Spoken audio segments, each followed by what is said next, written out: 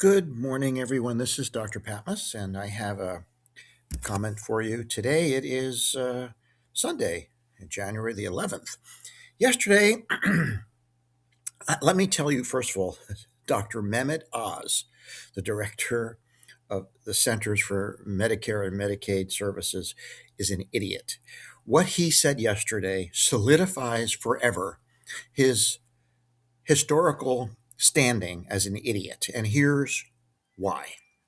Dr. Oz yesterday said that in the new dietary guidelines that came out of Health and Human Services by Robert Kennedy, who was also an idiot, that people should liberalize their consumption of alcohol. And Oz specifically said that alcohol is a social lubricant and that people should consume more alcohol. Why was that so irresponsible? Here's why. there are there's a long, well-established base of literature and research that confirms that most people can consume small amounts of alcohol, even on a daily basis, like 1 ounce or 2 ounces, without significant liver injury. But some people, depending upon their other health conditions, like if they have fatty liver or metabolic syndrome or chronic hepatitis or autoimmune hepatitis or uh, a number of other syndromes, even small amounts of alcohol on a daily basis can increase the risk of fibrosis and cirrhosis of the liver. So that was really an irresponsible thing to do because many people who shouldn't be drinking any alcohol might now take this as permission that, after all, Dr. Oz said it was okay. But there's another thing to be concerned about, and that is even in someone who doesn't have underlying disorders, low doses of alcohol over a long period of time can lead to fibrosis of the liver. And here's the proof. First of all, I have data below in the text. Make sure you read the text below. But let me tell you about what I learned nearly half a century ago when I was in medical school. First of all, let me just tell you, I'm an internal medicine physician. I trained at the University of Nevada School of Medicine in Reno. And I spent many years in training at the Reno Veterans Administration Medical Center. Now, for those of you who know Reno, especially who knew Reno back in the 70s, you know that Reno I love the place, but it has an unfortunate reputation.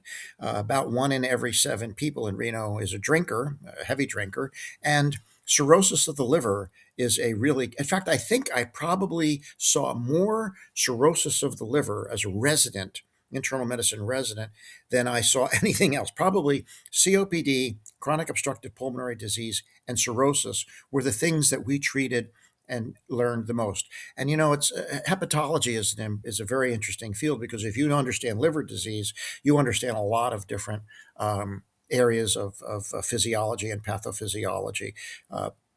Anyhow, here's what I learned nearly 50 years ago, and this was based upon very solid research.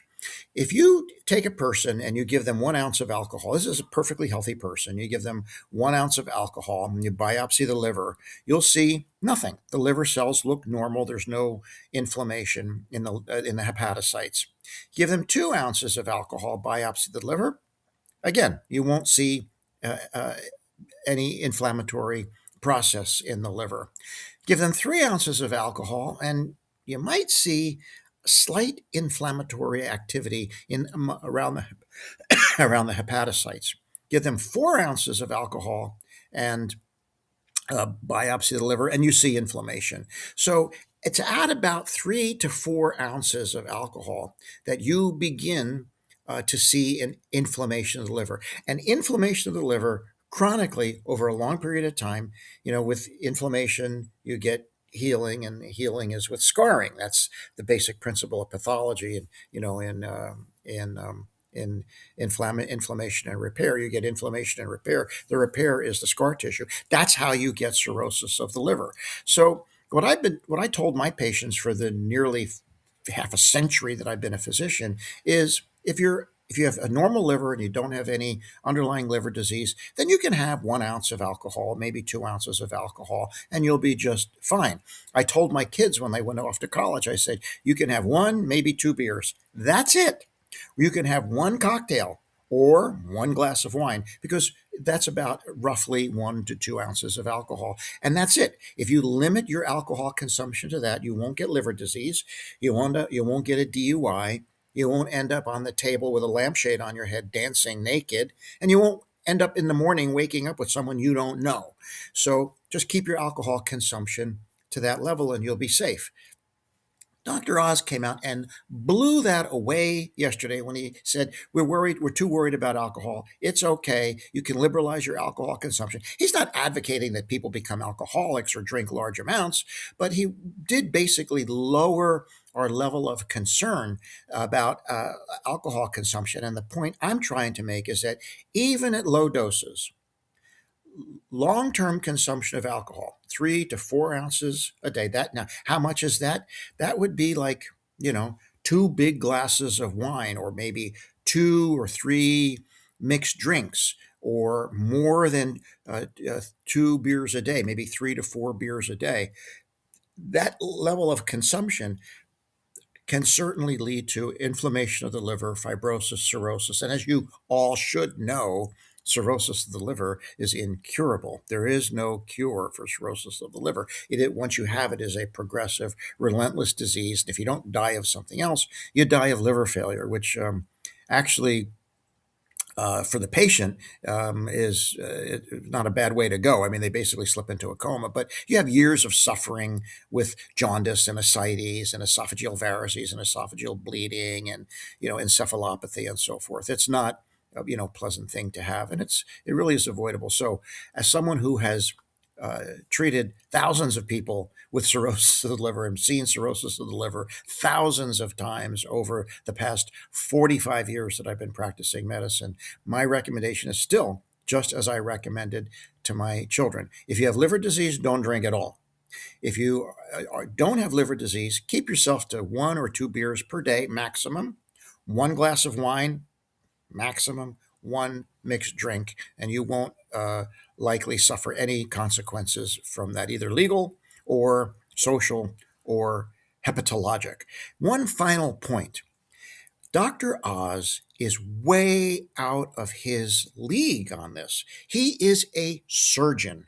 His training requires that he limit his opinions to his area of expertise, surgery. He's actually specifically a cardiovascular surgeon. That's his lane. That's where his expertise resides. The Medical Practice Act, I don't think he's licensed anymore, but the Medical Practice Act in his state of residence says that a physician is obligated to stay within the boundaries of their training. You are not permitted as a doctor to opine publicly as an expert outside your level of training. Oz is not a hepatologist. The only physicians who really can and should opine on this matter are people who are trained, fellowship trained hepatologists. Now, I am not a hepatologist. I'm an internal medicine physician with a lot of experience in hepatology, but I am deferring to the hepatologists on this matter. And I can tell you that a hepatologist will echo what I just told you about this alcohol business.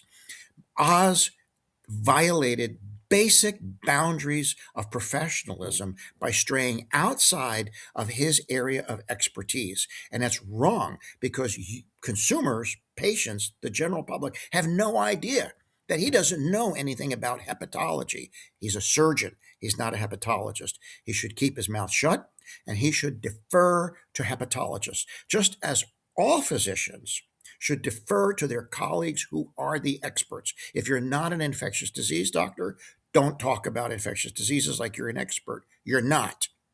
Stick to your training. That's what the Medical Practice Act requires of you. And deviating from that is called epistemic trespassing. It is a form of unprofessional conduct. Stay in your lane, doctor.